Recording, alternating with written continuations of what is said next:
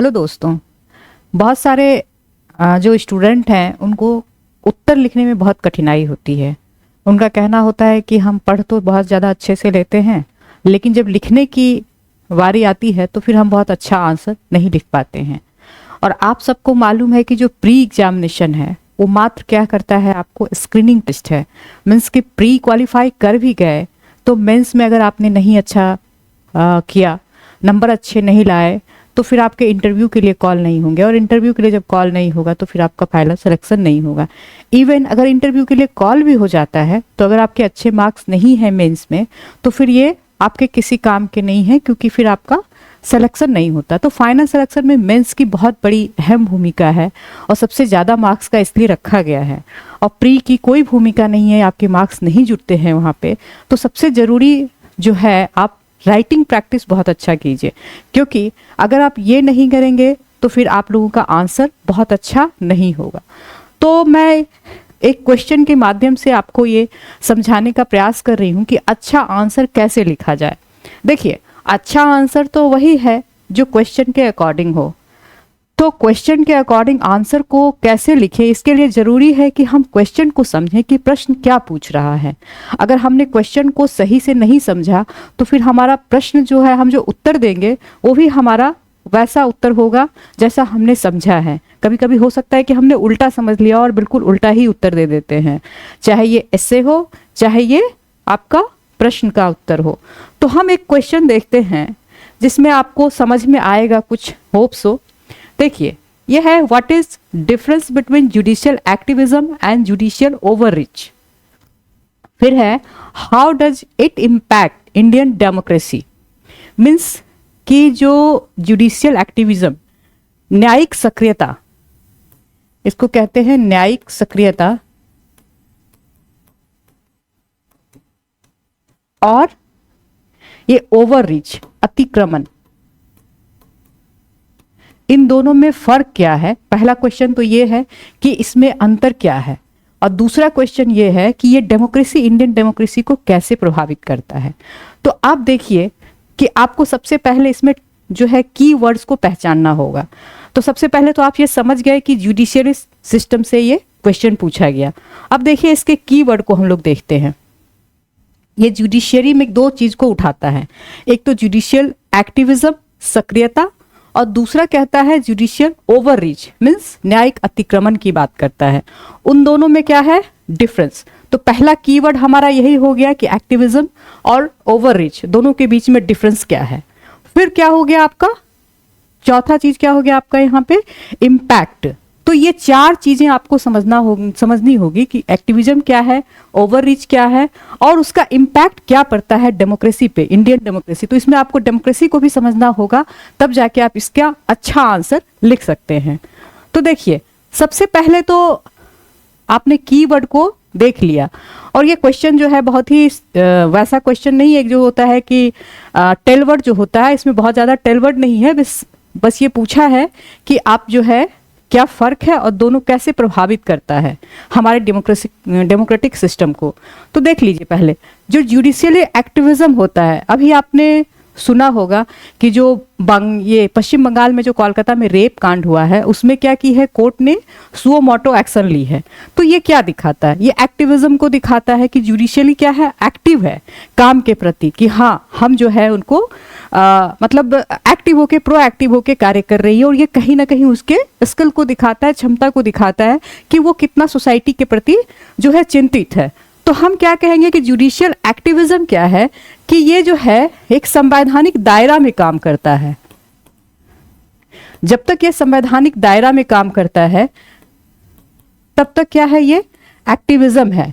अब देख लीजिए, दोनों में फर्क बहुत पतली सी फर्क है। एक जो कहते हैं जुडिशियल एक्टिविज्म और ओवररीच, कब वो ओवररीच हो जाएगा, कब वो एक्टिविज्म हो जाएगा, ये जो है बस जस्ट थोड़ा सा का एक पतली धागा का फर्क होता है। और वो ओवररीच में किसी भी चीज का आप देखेंगे तो यही फर्क पड़ता है। तो ये कॉन्स्टिट्यूशनल लिमिट में जब तक ये काम कर रही है जुडिशियरी, तब तक हम इसको क्या कहेंगे, एक्टिविज्म।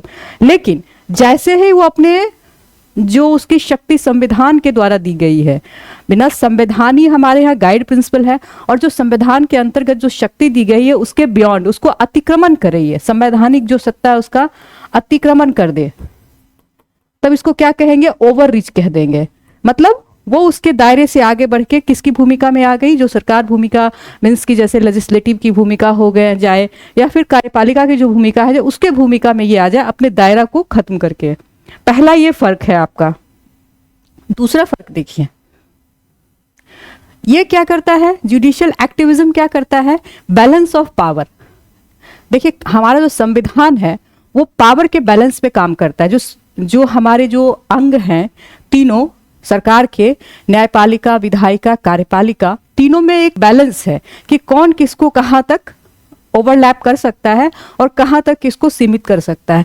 तो ये क्या है, जुडिशियल एक्टिविज्म क्या करता है, वो आपको बैलेंस ऑफ पावर यानी कि संतुलन को बताता है कि हाँ यहाँ तक हमारा जो काम था हमने किया। लेकिन जो ये है ओवर रीच है, ये बैलेंस को खत्म करता है, बैलेंस को क्रॉस कर देता है। और ये क्या कहता है, जुडिशियल गवर्नेंस, जो शासन चलाने का काम किसका है, एग्जीक्यूटिव का है, उसकी भूमिका में ये आ जाता है। बहुत सारे आप एग्जाम्पल देखेंगे जब ये किसी देश में ये होने लग जाता है कि जुडिशियरी ही ओवरलैप कर जाए जो एग्जीक्यूटिव है और उसके आधार पर काम करना शुरू कर दे। उसके बाद तीसरा क्या है आपका, सिचुएशनल होता है। अब जैसे कि बहुत सारे ऐसे केसेस पढ़ेंगे इतिहास में या फिर जो मतलब पॉलिटिकल हिस्ट्री में कि आप देखेंगे कि अच्छा बहुत सारा ऐसा केसेस है जहाँ पे कि सरकार मतलब ये है जुडिशरी ने क्या किया कि ऐसा सिचुएशन आया कि सुओ मोटो लिया या बहुत सारा ऐसा जी है जहाँ इंटरफेयर किया सरकार के कार्यों में। तो वहाँ पे क्या है, ये सिचुएशनल है, एग्जाम्पल है कि हाँ ये सिचुएशनल चीज़ें हैं जहाँ पे जुडिशरी को काम करने की जरूरत पड़ गई और वहाँ पे किया। लेकिन क्या होता है, ये अब जो ओवर रीच होता है वो क्या करता है, ये परमानेंट उसका नेचर हो जाता है, मीन अस्थाई हो जाता है। अब वो क्या है कि एक एग्जीक्यूटिव की भूमिका में आ गई और उसने सारा काम करना शुरू कर दिया। तो देखिए ये जो है हमारा ये फर्क जो है जुडिशियली, जो जुडिशियल आपका एक्टिविज्म है और जुडिशियल जो आपका ओवर रीच है। अब दूसरा पार्ट क्या था इस क्वेश्चन का कि ये इम्पैक्ट क्या करता है हमारे जो डेमोक्रेसी है, इंडियन डेमोक्रेसी पर कैसा इम्पैक्ट डालता है। तो आपको पता है कि इन डेमोक्रेसी क्या होती है। डेमोक्रेसी एक सिंपल शब्द में कहें तो जनता का, जनता के द्वारा और जनता के लिए, मीन्स यहाँ पे पीपल जो है बहुत इंपॉर्टेंट है। तो अगर केंद्र में पीपल है तो उसके लिए कौन सबसे बेहतर काम कर सकता है, संसद से हम क्या करते हैं, रिप्रेजेंटेटिव गवर्नमेंट का काम मतलब यहाँ पे होता है। हम सरकार को चुनते हैं और सरकार जो है पार्लियामेंट के थ्रू हमारे लिए रूल बनाती है और देन वो उस तरह से शासन चलता है। तो एक अकाउंटेबिलिटी हम फिक्स करते हैं सरकार की, क्योंकि अगर 5 साल बाद वो काम नहीं करेगी तो हम 5 साल बाद उसको जो है सरकार से हटा भी सकते हैं उसकी सत्ता को, फिर दूसरे को हम उसको सत्ता दे सकते हैं। तो ये अकाउंटेबिलिटी क्या है, ये जो है आपका कहीं ना कहीं जो है एग्जीक्यूटिव के पास है और ये हमने क्या किया यहाँ पे अगर हम दे दे तो ओवर रीच में चला जाएगा ये जुडिशरी के पास। तब हम देखते हैं कि आप इसका इम्पैक्ट देखते हैं दोनों का क्या पड़ता है। देखिए पहला क्या है आपका जुडिशियल एक्टिविज्म, ये कुछ केसेस में पॉजिटिव है इसलिए क्योंकि एक्टिव को दिखाता है, एक्टिविज्म मतलब एक्टिवनेस को दिखाता है। जैसे सरकार का तीनों अंग है, अगर मान लीजिए लेजिस्लेटिव सही से काम नहीं कर रही है, एग्जीक्यूटिव सही से काम नहीं कर रही है, तो क्या कर रही है जुडिशियरी, उसमें क्या करती है, इंटरफेयर करती है और उसको एक्टिव करती है और इसके कारण फिर जो है सरकार फिर से अपना काम सही तरीके से करना शुरू करती है। फिर क्या करती है, ये बैलेंस करती है। ऐसा नहीं, मान लीजिए कभी कभी क्या होता है पार्लियामेंट ऐसा रूल बना दे जिसमें कि लोगों को रोड पे आना पड़े, तो आप देखिए उसमें क्या है जुडिशरी क्या करेगी, उसमें इंटरफेयर करती है और उसको वापस लेना पड़ता है। बहुत सारे ऐसे रूल होंगे, जैसे अभी आपने देखा होगा कि सुप्रीम कोर्ट का जो निर्णय आया है कि जो सब कास्ट किया जाए, किसमें सब कैटेगरी SC ST में भी किया जाए। तो एक तरह से देखेंगे कि ये क्या है, जनता के लिए काम करना शुरू की और ये बताया कि जो है हम बैलेंस कर रहे हैं कि यहाँ पे अगर हमने नियम पार्लियामेंट से नहीं बनाया तो हमने वहां से दिया कि ऐसा कर सकती है स्टेट। दूसरा क्या है आपका सेफ्टी वॉल्व की तरह ये काम करती है। क्यों, क्योंकि हम जब भी मान लीजिए सरकार ने ऐसा कोई कानून बनाया जो कुछ सर्टेन वर्ग के लिए जो है उसके खिलाफ में है, तो क्या सरकार के खिलाफ कहाँ चली जाती है, सीधे जुडिशरी में जाते हैं लोग और वहां से फिर डिसीजन होता है। तो एक तरह से क्या करती है, सेफ्टी वॉल्व की तरह ये काम करती है, मतलब सुरक्षा देती है एक आम नागरिक को।